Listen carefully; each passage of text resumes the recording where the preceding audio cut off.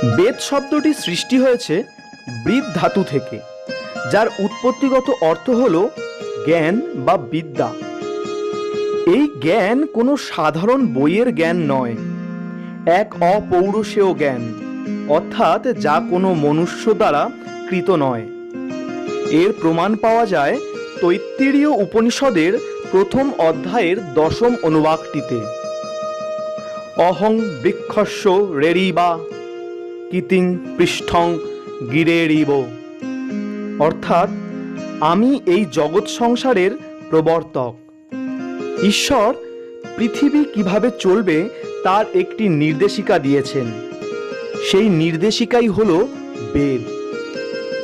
বেদ প্রসঙ্গে ঋষি মনু বলেছেন, বেদঃ অখিল ধর্ম মূলম, অর্থাৎ বেদ অখিল